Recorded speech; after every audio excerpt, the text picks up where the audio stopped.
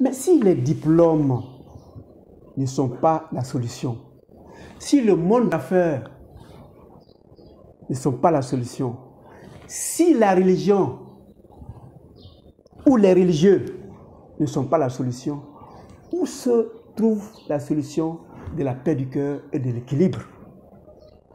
Ça, je ne saurais le dire, mais je vais partager avec vous mon expérience.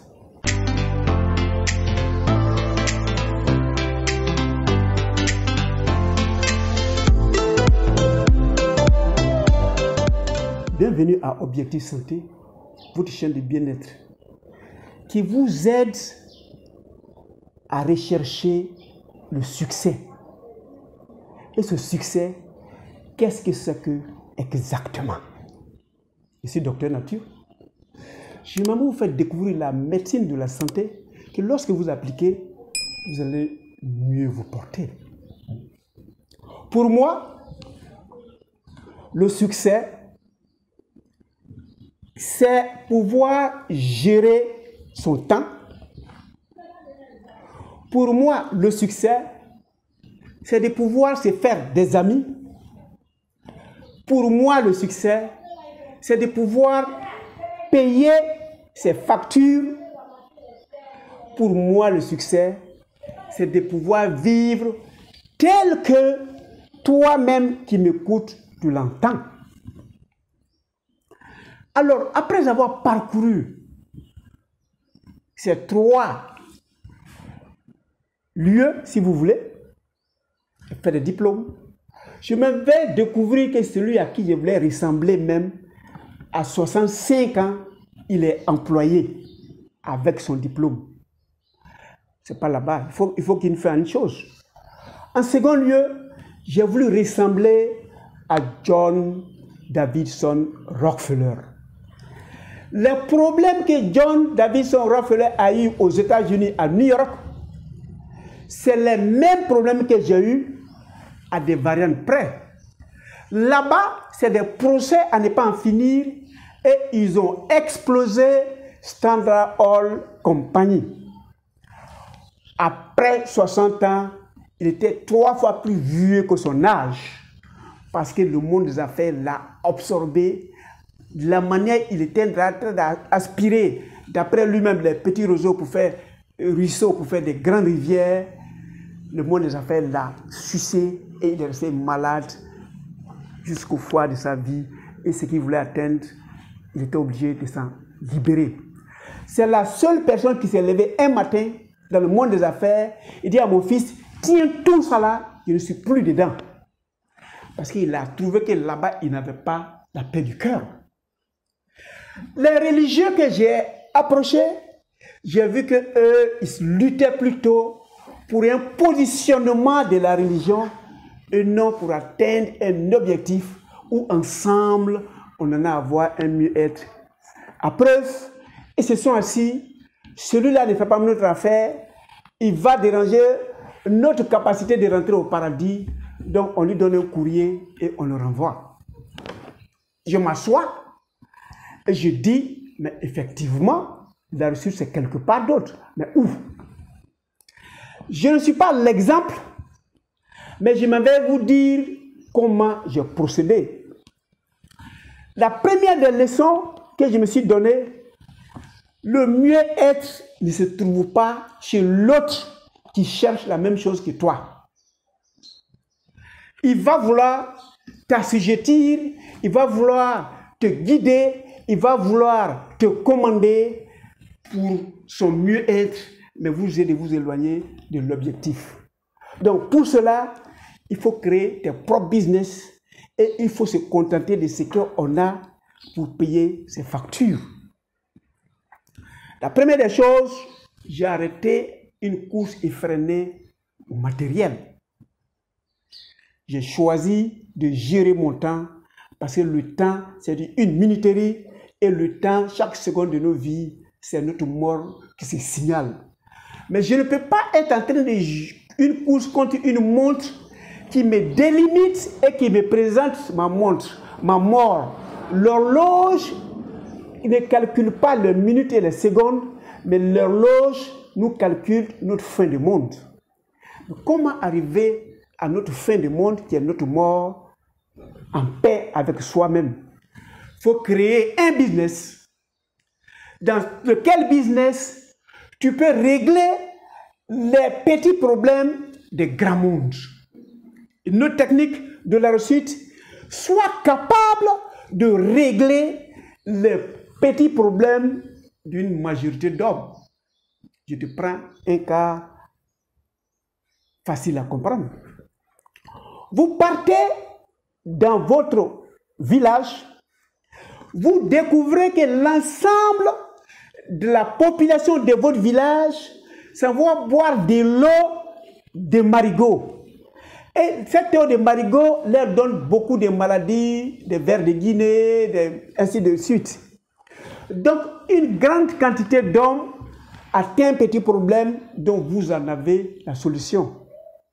Vous partez, vous creusez un puits, ou bien vous mettez un forage et vous dites à l'ensemble de la population, voilà l'eau potable qui va vous faire éviter vos problèmes.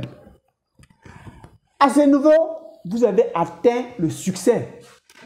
Le fait d'avoir empêché une population à tomber malade parce que vous leur donnez de l'eau potable et vous les faites faire un rang, il n'y a pas de palabre, vous avez le succès parce que l'ensemble de telle population-là, vous avez mis un grain d'amour dans leur cœur qui va aller croissant et vous allez pouvoir mieux vivre avec cette population.